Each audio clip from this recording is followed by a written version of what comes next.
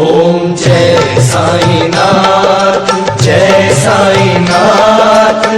आदि न अंत तुम्हारा, तुम्हें श्रद्धा नमन हमारा। नमस्कार। ओम साई नाथाय नमः। साई श्रद्धा सबरी चैनल से मैं स्वर्णाली आप सभी भक्तों को मेरा ओम साई राम। सबसे पहले आप सभी लोगों से मेरा विनती है, जो लोग चैनल को देख रहे हैं प्लीज़ जल्द से जल्द सब्सक्राइब कर लीजिएगा ताकि नोटिफिकेशंस मिलते रहेंगे आप लोगों को। हमारी स्क्रीन में एक नंबर जा रहा है, आप अपने एक्सपीरियंस हमारे इस नंबर पे ज़रूर शेयर करिएगा ताकि हम चैनल के माध्यम से लोगों को दिखा पाए। साई सच्चरित्र पाठ पढ़ते रहिए। मैं बाबा से आप सभी भक्तों की तरफ से बहुत बहुत प्रार्थना करती हूँ कि बाबा अपने आशीर्वाद अभी अब सभी भक्तों के ऊपर बनाए रखें, अच्छे रहे, भले रहे, घर पे रहे, सेफ रहे। साई सच्चरित्र पाठ पढ़ते रहे। ओम Sai Ram. Om Sai Ram. I am Nishan Bhattacharjee from Jorhat, Assam. I am 12 years old. I am very thankful to Sai Sattha Sapuri channel to give me the opportunity to read Sai Satcharitra chapter 47. So I am going to start now. If I have any mistake, please forgive me. The last chapter discusses our references about two gurus. It describes more such references and relates the story of Veerbhadrappa and Chain Basappa. Story of Veerbhadrappa and Chain Basappa, snake and frog, similarly. Blessed is the face of Sai. If we cast a glance at him for a moment, he destroys the sorrow of many past births and confers great bliss on us. And if he looks at us, we are led to happiness. The river Gangas washes away the dirt and sins of all people who go to her for a bath. But she intel longs for the saints to come to her and bless her with their feet and remove all the dirt. Since accumulated in her, she knows for certain that these accumulations can only be removed by the holy feet of the saints. Sai is the crystal jewel of the saints, and now hears from him the following purifying stories. The snake and the frog. Sai Baba said one morning after taking my breakfast, I strolled along. Still I came to a small river bank. As I was tired, I rested there, washed my hands and feet, and had a bath and felt refreshed. There was a footpath and a cat track sheltered by a shady tree. The breeze was also blowing gently. As I was preparing to smoke a chewing pipe, I heard the croaking of a frog. I was stirring the flint and lighting the fire when a traveler turned up, sat by my side, bowed to me and politely invited me to his house for meals and rest. He lifted up the pipe and handed it over to me. The croaking was heard again and he wanted to know what it was. I told him that a frog was in trouble and was tasting the bitter fruit of its own karma. We have to reap now the fruits of what we saw do in our past life, and there is no use in crying about it. Then he smoked and handed over the pipe to me and said that he would go there in person and see for himself. I told him that a frog was caught by a big snake and was crying. Both were very wicked in their past life and were now reaping the fruit of their actions in these bodies. He went out and found that a huge black serpent was holding a big frog in his mouth. He turned to me and said that in about 10 or 12 minutes the frog would be eaten up by the snake. I said, no, this can't be. I am this further protector and I am here now. How shall I allow the snake to eat it up? And I here for nothing. Just see how I release it. After smoking again, we walked on to the place. He was afraid and asked me not to proceed further as the snake might attack us. Not minding him, I went ahead and addressed the creatures thus, oh, Veerbhadrappa has not your enemy, Basappa, yet repented though he has been born as a frog, and you too, though born as a serpent, still maintain bitter enmity against him. Fie upon you! He ashamed, give up your hearted now and rest in peace. Hearing these words, the snake left the frog quickly and divided into the river and disappeared. The frog also jumped away and hid itself in the bushes. The traveler was much surprised. He said that he could not understand how the snake dropped the frog and disappeared at the words uttered. Who was Veerbhadrapa and who was Basappa, and what was the cause of their enmity? I returned with him to the foot of the tree, and after sharing a few puffs of smoke with him, I explained the whole mystery to his followers. There was set holy place, sanctified by a temple of Mahadev, about 4 or 5 miles from my place. The temple was old and dilapidated.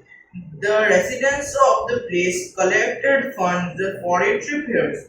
After a large amount was collected, arrangement for worship was made and plans with estimates for repairs were prepared. A rich local man was appointed the treasurer, and the whole work was entered to him. He was he was to keep regular accounts and be honest in all his dealing. He was the first class miser and spent very little for the repairs, which consequently made very little progress. He spent all the funds, swallowed some amount himself, and spent nothing from his pocket. He had a sweet tongue and was very clever in offering plausible explanations regarding the poor and steady progress of the world. The people again went to him and said that unless he lent his helping hands and tried his best, the work would not be completed. They requested him to work out the scheme and again collect subscription and sent the amount to him. He received it but sat as quiet as before, without making any progress. After some days, God Mahadev appeared in his wife's dream and said to her, "You get up, build the dome of the temple. I will give you 100-fold of that you spent." She told his vision to her husband. He was afraid that it would involve him in some experience and therefore loved it out, saying that it was a dream.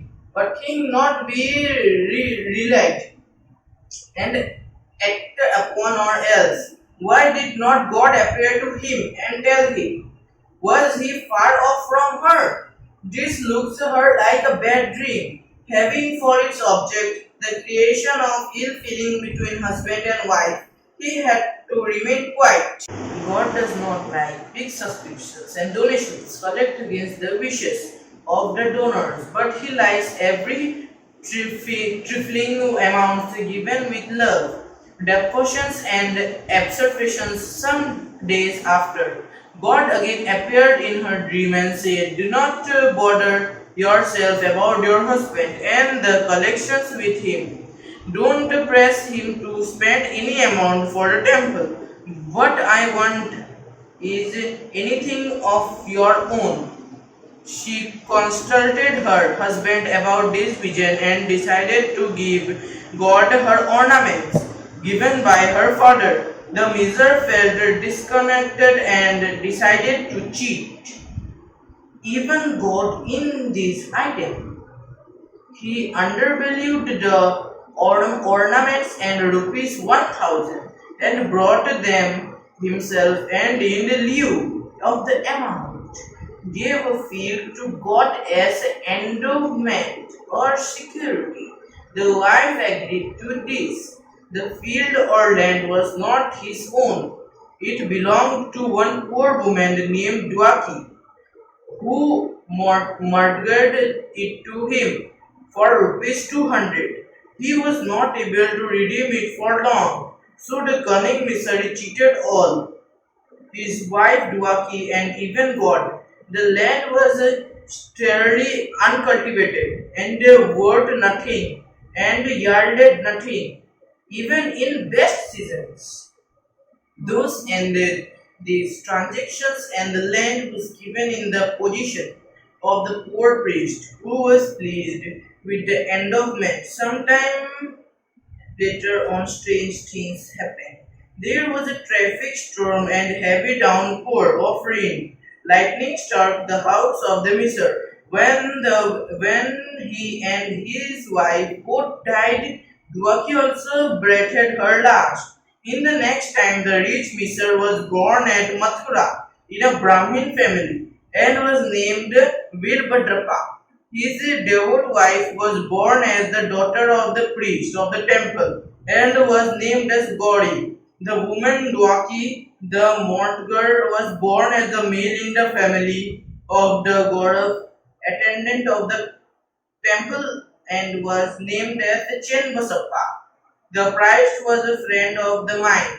He often came to me, chatted and smoked with me. His daughter Gauri was also devout to me. He was growing fast and her father was seeking a good husband for her. I told him not to worry about this, as the bridegroom himself would come seeking her. Then there came a poor boy named Virbadrapa of their caste, wandering and bringing his bread to the priest houses.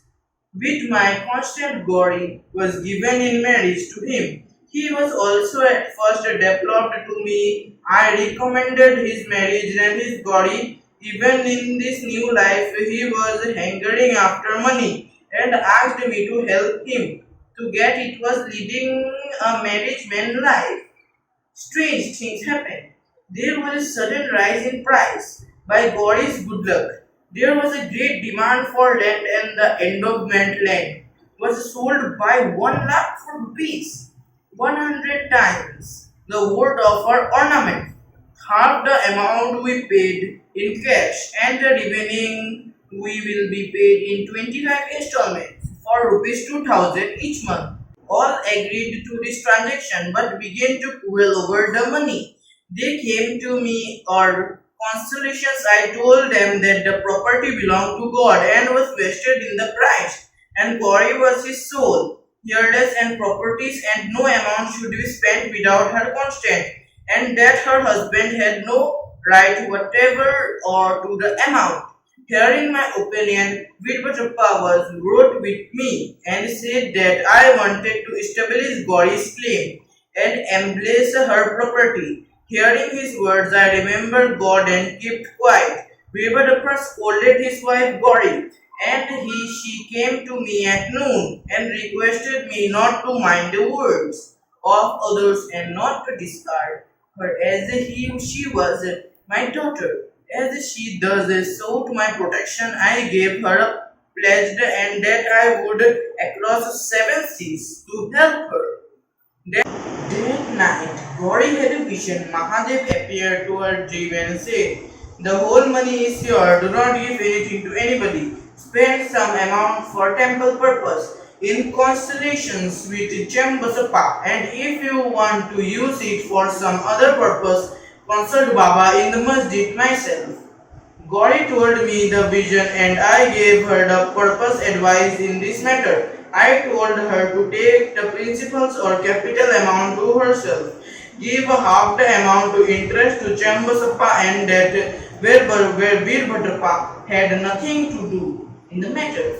While I was thus talking, both Virbatrappa and Chambasappa came there coloring. I tried my best to appear then and told them God's vision to Gauri. Virbatrappa got wild and angry and threatened to kill Chambasappa, cutting him to pieces. The latter was timed. He caused my feet and slowed my refused. I pledged myself to save him from the word of his foe. Then after some time, Virbatrappa died and was born as a snake, and Chambasappa died and was born as a frog. Hearing and crowing of Chinmasappa and remembering my pledge, I came here, saved him, and kept my words. God runs to his depots for help in times of danger. He saved Chimbasappa, the frog, by selling me her all these gods lila or sport. The moral of the story is that one has to reap what one sows, and there is one escape unless one suffers and squares up one's old debits and dealing with other, and that greed for money drags the greedy man to the lowest level and ultimate brings destruction on him and others. Om Sai Ram.